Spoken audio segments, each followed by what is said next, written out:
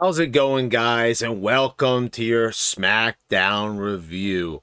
So, we had SmackDown on FS1 due to a baseball game, a league championship game, and very low ratings. I saw it did a really poor rating, I think 793,000, but still beat Rampage. And I don't even know why we're trying to compare these two things, but it was a supersized SmackDown, and they went head to head because the show ended at 10:30. Now, of course, I watched it streaming on Fox.com, as I always do, and there was actually no commercials on this. On the stream there was no commercials, which I was like really surprised at. I thought there was like a problem with the stream at first, but if you watch it on TV, the actual last half an hour had no commercials. So this was supersized SmackDown, 2.5 hours, and the show for the most part, it was decent. But I'm going to talk about some stuff on here that I really did not like, including most of that last half an hour, which really spoiled things for me. So it's really funny that, there was all this talk about SmackDown and Rampage going head to head. And without a doubt, there was no reason for SmackDown to go 2.5 hours. They decided to take a crack at AEW for no good reason. Like, there's no reason to do this. Rampage is already in the toilet, despite what all these countless fanboys said. Oh, they're in big trouble because of CM Punk. And sure enough, CM Punk, Daniel Bryan, you name it, and WWE keeps killing them in the ratings. Even a shit rating like this for SmackDown, which is absolutely horrible considering what they've been averaging. And I don't know why this is, but the simple fact of the matter is that it was on FS1, and I guess a lot of people were watching the baseball game. But not just that. It's not just the baseball game. It's also because it was on FS1. This would always happen. Those are always the lowest rated shows whenever it would, get postponed later at night because it's just not convenient for people. And also, think about it. Not everybody gets that channel. It's a cable channel, FS1. And yeah, so it was a terrible rating, but they still beat AEW, believe it or not. So anyway, let's get to the show. So we start off with an Edge promo. This was a pretty good promo. I was kind of surprised they didn't have Rollins come out during it. I enjoyed his reactions backstage. The facial expressions were great. It seems like almost every single time Edge gets in the ring, he's sitting down. And I don't know what this is, but I mean, I kind of like it, because Edge is really the only one who does it. So it kind of makes it feel special with Edge when we kind of get these little fireside chats sitting down with him. But he gave Rollins a lot of credit. He says that you're not Edge light, but you're not quite as good as me. So he put over Rollins, and he talked about Hell in the Cell, and they went, it painted a pretty good picture of what's probably going to be a pretty good match. I mean, I would imagine that if the two matches that they had before this I thought were fantastic, can only imagine how Hell in the Cell is going to be. So, I'm looking forward to watching that show. I don't know when the hell I'm going to watch it, like when I'm going to be reviewing it. I mean, because it's on at such an inconvenient time. It's on fucking Thursday at 12 p.m. and I'll be working like most of the world is at that time. I mean, you can't control what time it is in Saudi Arabia, but like how many people are actually going to be watching that at that time besides JD, besides people that like work here on YouTube, like, and this is their job. I'll do a review of it, but it's going to take like a day or so, probably on the weekend. You know, I don't know how I'm going to work that with reviewing SmackDown. That's why it's like a pain in the ass, you know, because you don't want to get these kinds of reviews out late because they're you know, it becomes irrelevant after a while, I feel. But, you know, you'll get a Crown Jewel review. Don't you worry. So, decent way to open up the show with Edge. Then we get a King of the Ring match, King of the Ring tournament semi-final match. Finn Balor defeated Sami Zayn, and I gotta admit, you know, this was a pretty good match, I thought. You know, not bad at all. I mean, you know, I don't get something always Michael Cole screaming, Blue Thunder Bomb, all the time when Sami Zayn hits it, but he never beats anybody with it. And, you know, I mean, this is who you're going to get as... Because I've just really got a feeling that they're probably going to give it to Balor.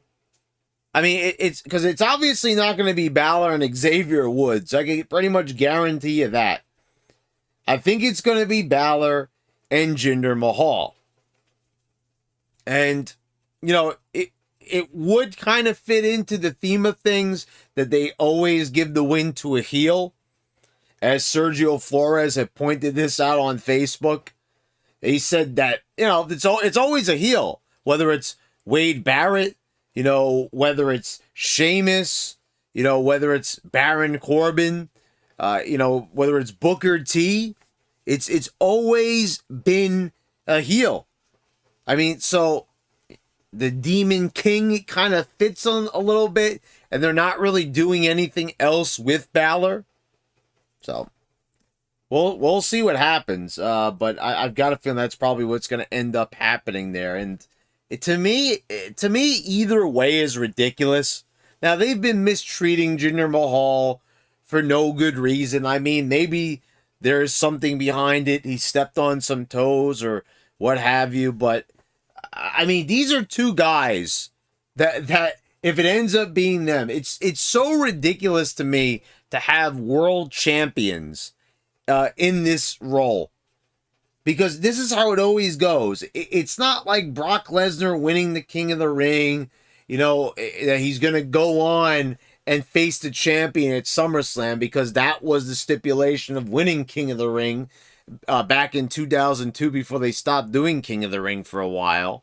Now, Booker T, when he won King of the Ring, he was pretty much catapulted right to the world title right away. He beat Rey Mysterio.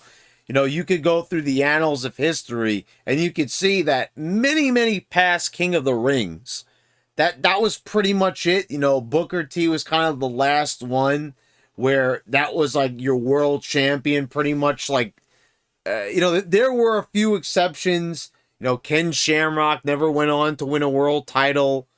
Billy Gunn never went on to win a world title, you know, but you had Kurt Angle, King of the Ring, and he went on in a few months to win the world title. I mean, so you have many examples of guys, you know, Triple H, Stone Cold before him. Everyone who won was like always a world champion. Here, like, you already have world champions is what my point is here. These guys have already won the title in one form or another. Jinder Mahal had the WWE title. Finn Balor was the first ever Universal Champion, winning a SummerSlam main event.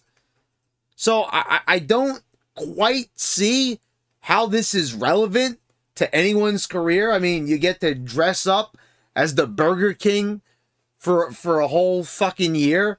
You know, if you're Baron Corbin, you know, you get to do it for like a year and a half.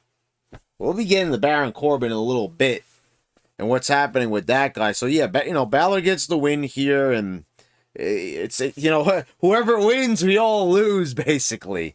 But, yeah, it was a decent match for what it is. You know, it ends, of course, with the stupid stomp. I hate that fucking move.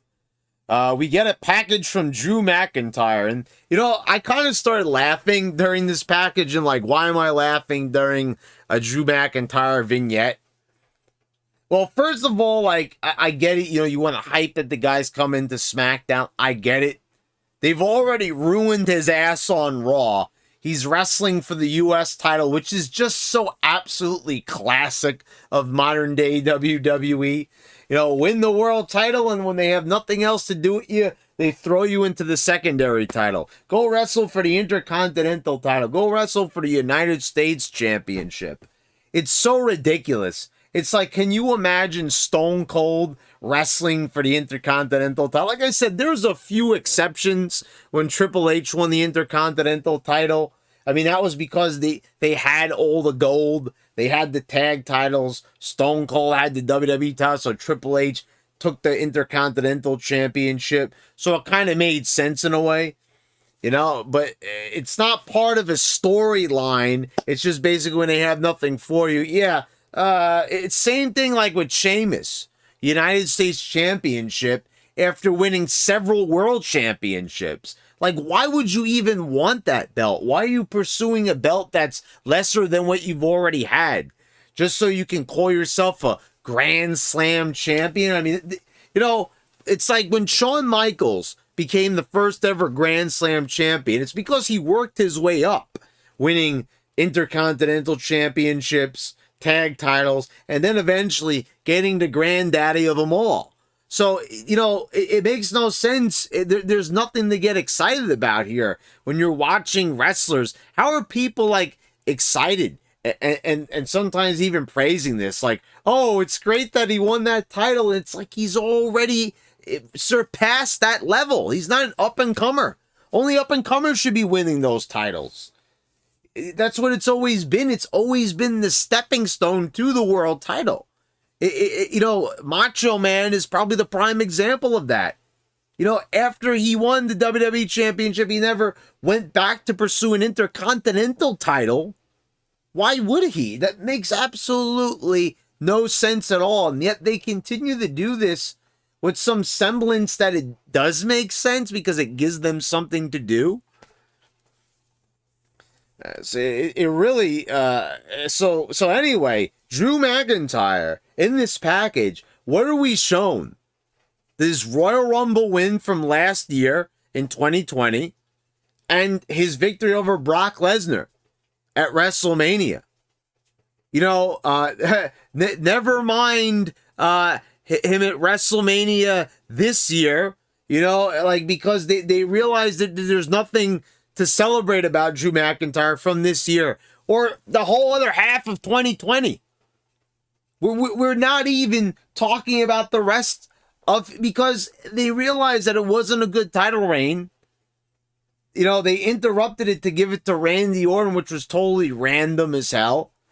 And he's had just a disastrous 2021. I mean, this guy had done a total tailspin. You know, they had this whole program worked out with him and Sheamus, and I was even saying this could make for a pretty interesting main event. You know, former friends facing each other. There's a story there. But of course, they fucked that up. And, you know, we didn't really get much out of this Drew-Bobby Lashley feud. And before we know it, he's wrestling Damian Priest. He's then in a triple threat match. He's in a three-way match against Sheamus. So you know, first we have the world title, you know, potential there, and all of a sudden Drew McIntyre is not even champion anymore. So now they're feuding over Damian Priest's U.S. Championship. Well, now he's going to be facing Big E at Crown Jewel. And we all know he's not going to win it there, you know, because he's headed to SmackDown. He's not going to be taking another world title with him. Very predictable. That's almost pointless. This whole thing with the draft is just so retarded to me. How dumb could it possibly get? Oh, you're being drafted, but not now. Yeah, in a few weeks. Yeah, you know, like, when have you ever seen this? People were comparing this to, like, the NFL draft and the NBA draft, and like, you know, oh, you're going to start like in a few weeks into the season. How ridiculous. You know, we understand this watching this product for so long, but outsiders who are tuning in are gonna be like, what? Like, what the fuck's going on this show? Huh? Like, yeah, I mean, that pretty much just encompasses every single show for that matter. Huh? Like, it's just, is devoid of logic of any kind. But anyway, yeah, Drew said it to SmackDown, where they're sure to screw him up again. All right, so we've got Sonya Deville and Naomi. But first we got to talk about this promo from Naomi. Naomi looking pretty fine as a dime, I have to say. I mean, it was, was anyone, looking over here during this promo? And the funny thing is, she says, you might be wondering why I have this, she said, this big smile on my face. And I'm like, well, that's not the only big thing I'm looking at.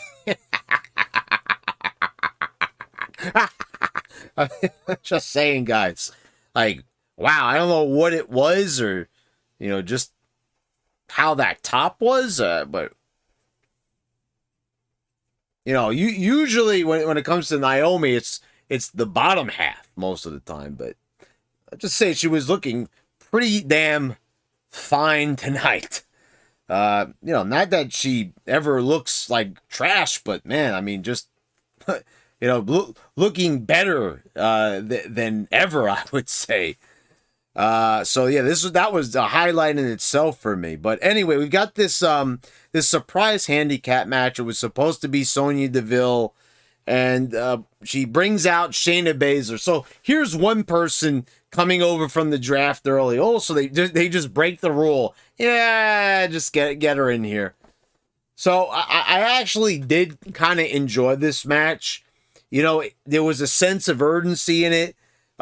Sonya Deville played her part well here, I suppose, with her terrible acting and such generic facial expressions. Like, to me, it is so funny. Like, I get what they're doing. They wanted to go easy on her for a while because, what happened was, absolutely, I could imagine, a pretty mentally scarring event.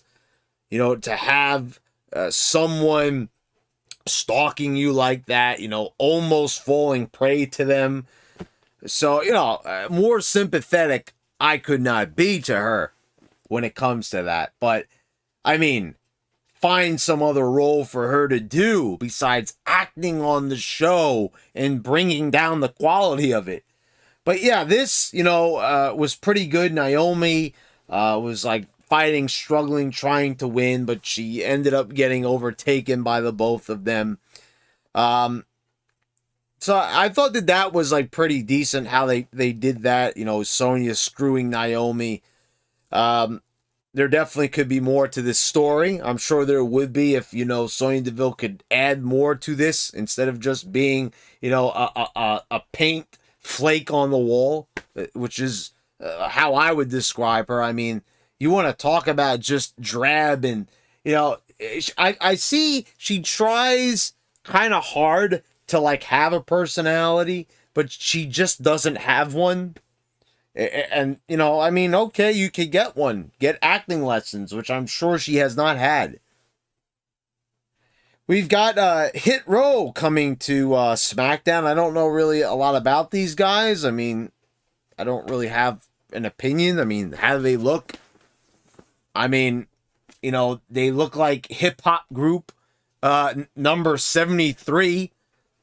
I mean, you got the girl in there, B-Fab. But I mean, like, don't we already have the Street Profits? I'm just saying, not to knock them before I even get to see what they're all about. But you already have this hip-hop vibe, with the Street Profits. So I don't really see the point in, like, having another team that's the same thing. But it remains to be seen. So here's one of those famous SmackDown things that we talk about every week.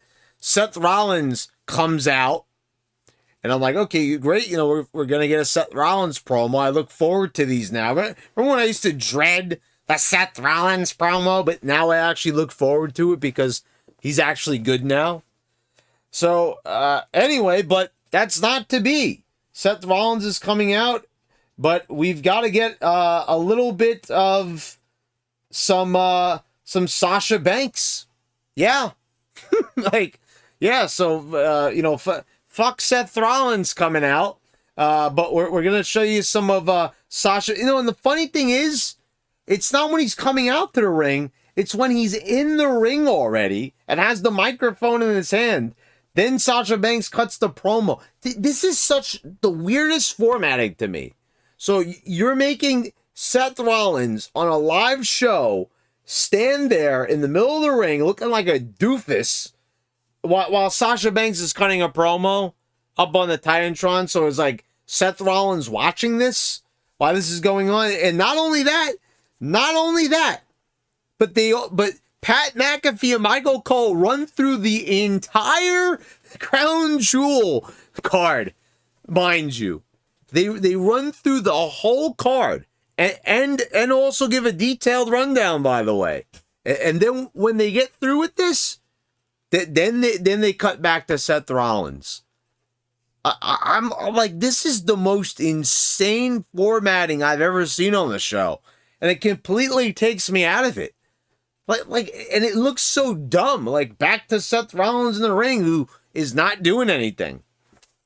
I mean, maybe he was doing something in the ring, but, you know, when I come back, he's like just looking straight ahead, you know, ready to go. I mean, like, it's the most insane thing. Where would you ever see this in any other form of entertainment? What did they do this, you know, with athletes in the UFC? Like, did they get the microphone? They're like, oh, let's go to another fighter. No, they don't do it. So, like, I don't get it. It's a really horrible look to the show, and it just makes it look so planned out.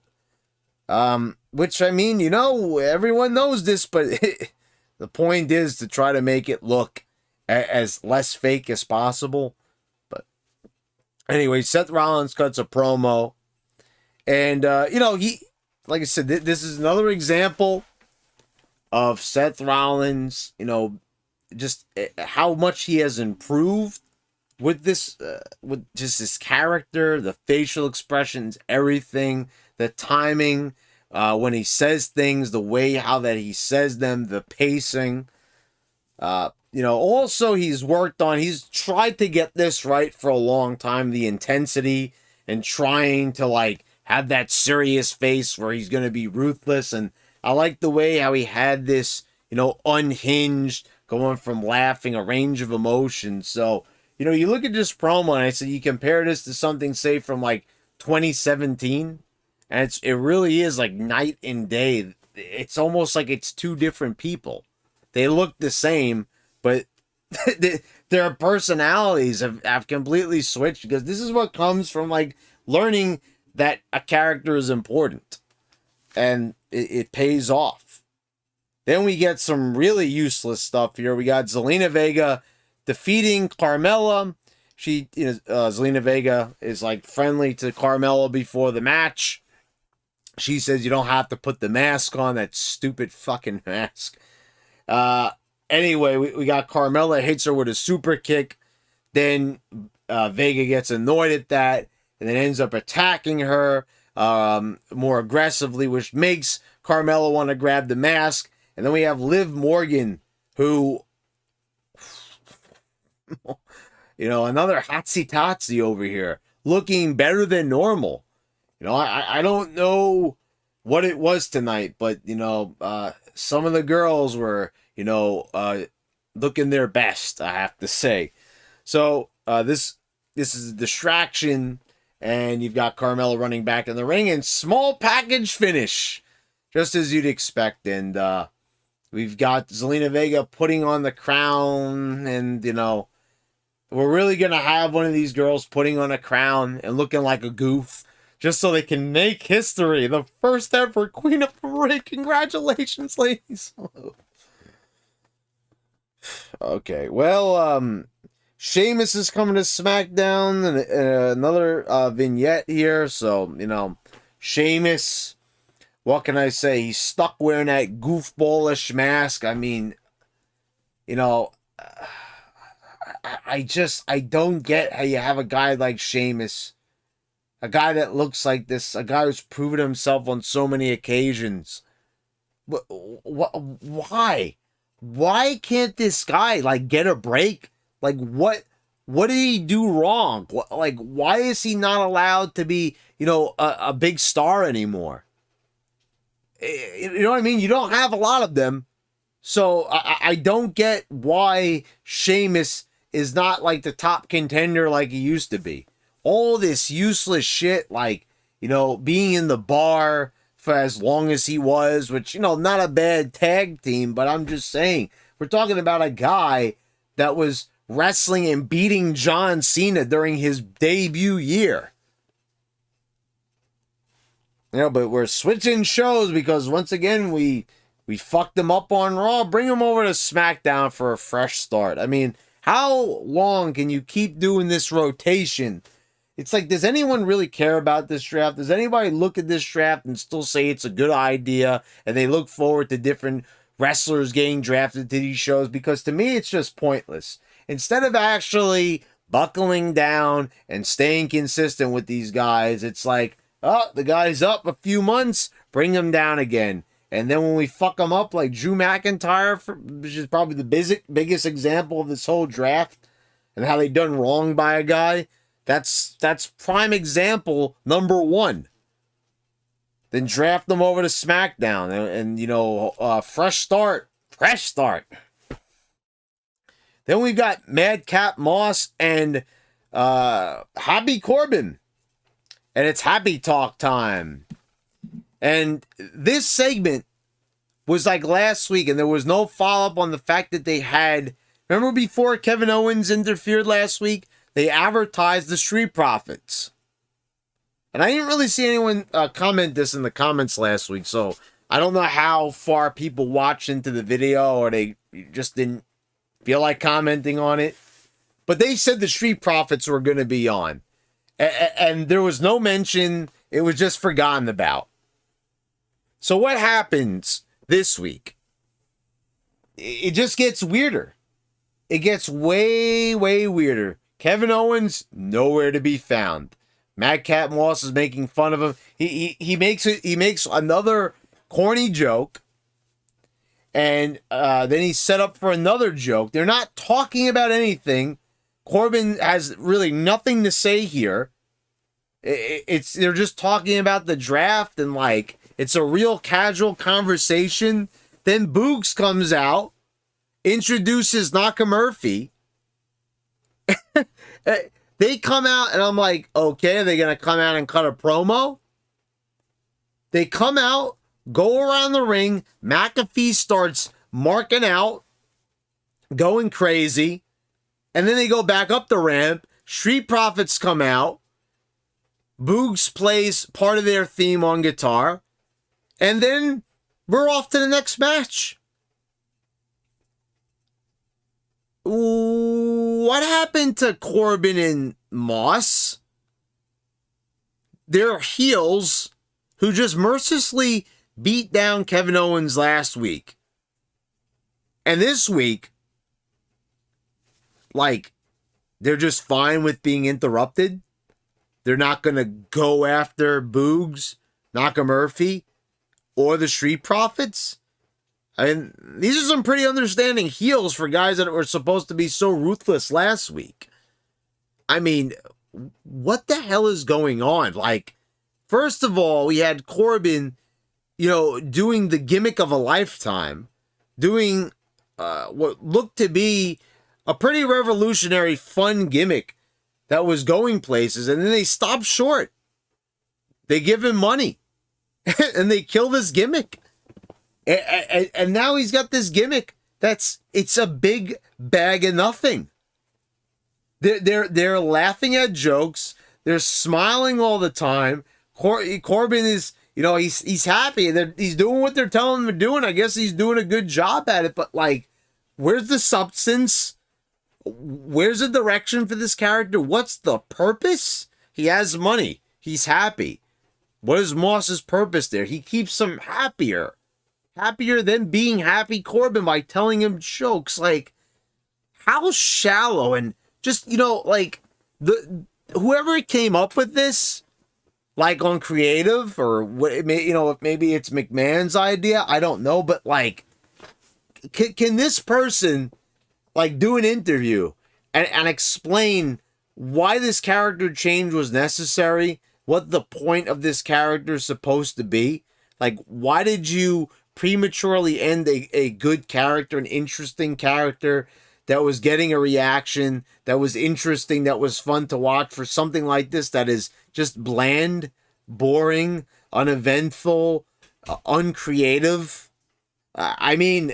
Really, I won't be able to figure this out otherwise. It's just another stupid decision among stupid decisions, and to me that makes sense because we've come to know them over the years.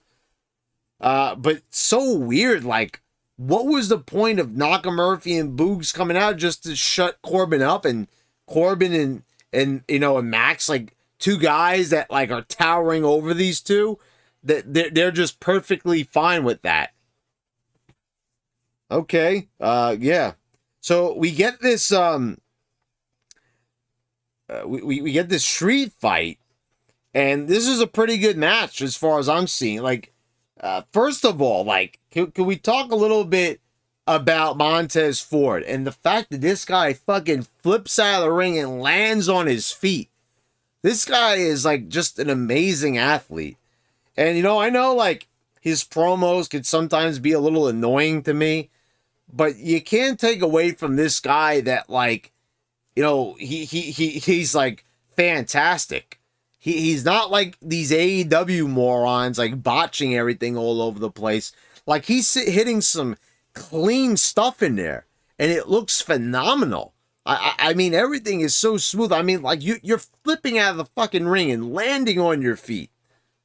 That to me is just out of control athleticism, and I mean, I gotta give the guy all the credit in the world. I'm really sick and tired of seeing kendo sticks all the time. Like, I've talked about this in the past. This is like an old standby weapon the past couple of years. They've been doing this, like, during the PG era. It's been all about, like, kendo sticks and everything. And I get it, we don't want to use chairs all the time. But what happened to, like, trash can lids, trash cans, like brooms, stuff like that, cookie sheets? Like, they used to use all this other stuff, and that stuff went away. Now everybody wants to be Steve Blackman or the Sandman. I don't get it. It doesn't fit with every single wrestler that they'd be wielding a kendo stick, and it's overused. It's getting really tiresome already. But yeah, it was a good match. They put Montez Ford through a table. They get Dawkins in the ring, hit 2 splashes on him, and that's the end of that. Then we get Elton Cringe, or Elton Cringe Lynch. You pick whatever you want, because you've got Cringey Lynch backstage with these old, Elton John glasses on. Benny Energies. Do do do do do do do do do. Benny. Like, I mean, should it be Becky and the Chicks? Like, are you seriously wearing Elton John's glasses? They're sequence glasses. I mean, I get it. You're trying to be loud. You're trying to kind of have visual charisma. Okay, you're trying to have a presence, but you're just coming off looking like a goof. I'm just saying, like, this is an attractive woman. Seriously, I mean, she's got a great body on her. Like why? First when she came back at SummerSlam, something looked off about her, but now, I don't know what it was, but now she looks just fine, back to her old Cringey Lynch self. There's no reason for all these weird hairstyles and everything like that. It's just, it really detracts from her. I mean, you know, over in the Wrestling Ranters group on Facebook, who's posting it? I'm forgetting who put it up. I'm sorry about that, but you know, I'd love to shout someone out. But what's her name? Rhea Ripley, showing how she looked before she cut her hair short, put on all that stupid ass makeup, you know, that stupid lipstick and everything, and the dumb looking eyeliner, and you know, she looked good, like really like an attractive looking girl. You know, not like a flat out knockout or anything like that, but like this girl right here was like, yeah. Now, I don't understand, like, she looks like a fucking nightmare now. I mean, you know, I'm not trying to be mean or anything, but I'm just saying, like, why would you go from looking so pleasant like that to just looking like a total disaster area? You know what I'm saying? Just to me, I don't know why one would do that to themselves. I mean, you know, you want to be you. I get that, you know, and people will say this individuality and, you know, to each their own, I suppose. But this is my opinion. I'm just saying, like, you put them side by side, and I just, you know, I'm confused is what I'm saying. I don't get it. And, you know, perhaps, you know, that's going to have people looking at me a certain way, but, you know, whatever. I mean, that's my opinion on it. So, you know, a little interview here. Standard Cringey Lynch flair. We get a Charlotte vignette. Charlotte's coming to SmackDown. She's been back and forth so many times. I don't know how anyone would really be excited about this. Sasha Banks and Cringey Elton John Lynch. The last half an hour was this cluster fuck of a match. Sloppy as hell. Cringey Lynch is hitting like fucking 15 leg drops in this thing. Doesn't even know what to do next. It's like they didn't even know what the finish was. This thing was the most dragged out piece of garbage I've ever seen. This is what the supersized SmackDown was all about. Supersize me. You know, it's seriously, this is like supersize me. You know, like a little bit too much of a good thing. A good thing, right? You remember, have you ever seen Supersize Me? It's a documentary by Morgan Spurlock. And this is the very definition of just, you know, going all in on something and going way too far. You know, and binging this thing to fuck. Because we've got a match here that's bloated as hell.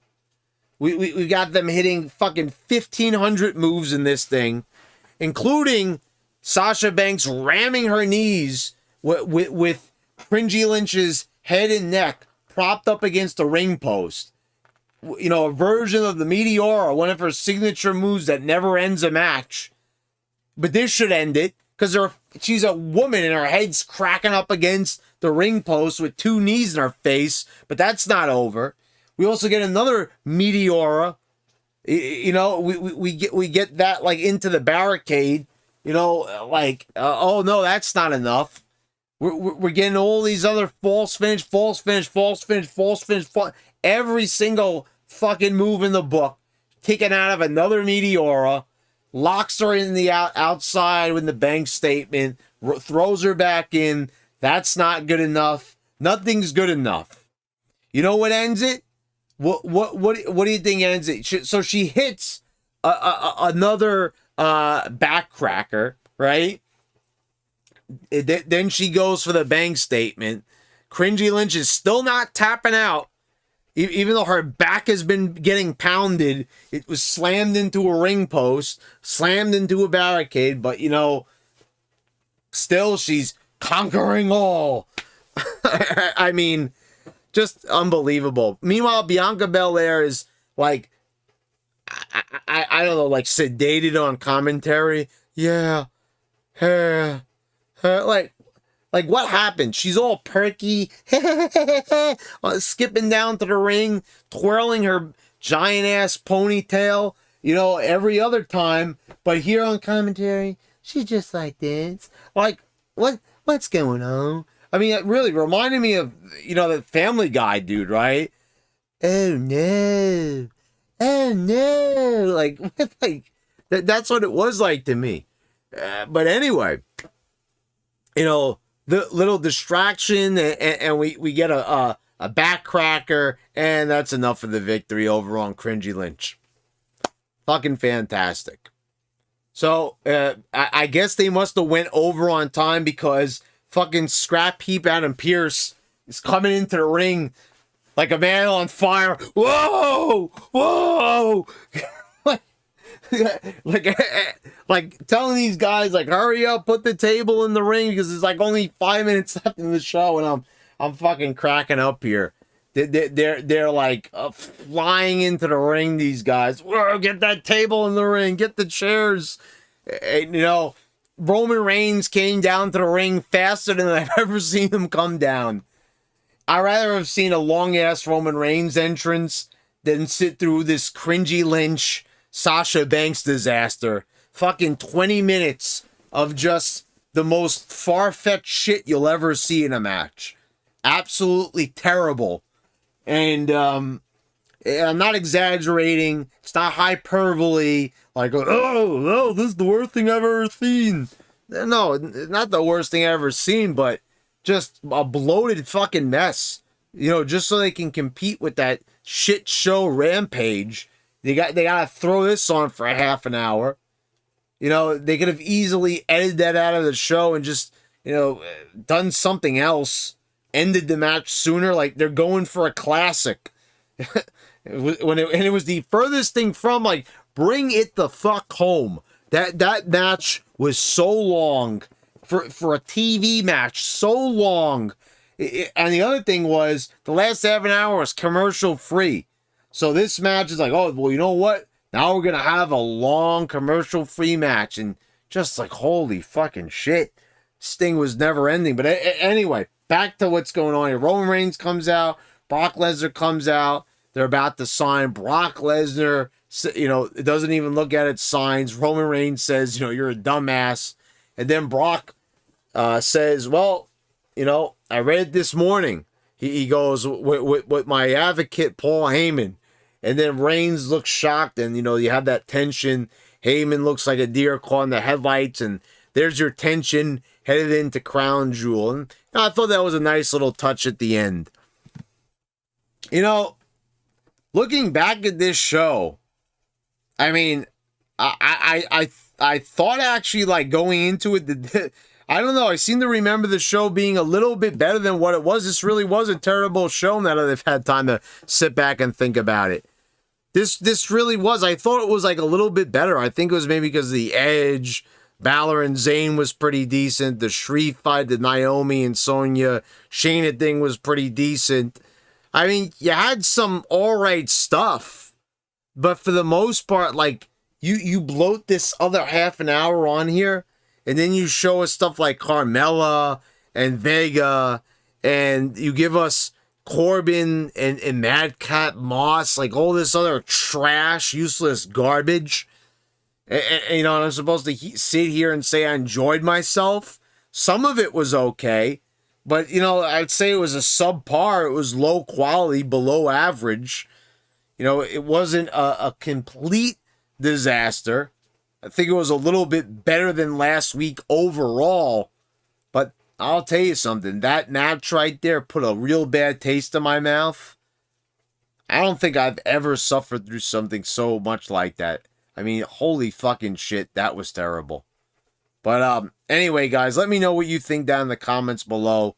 Please subscribe if you haven't already. Click the bell so you get all notifications when I post all my new videos. I want to thank all my patrons for your continued support. And thanks again, guys. I'll see you next time.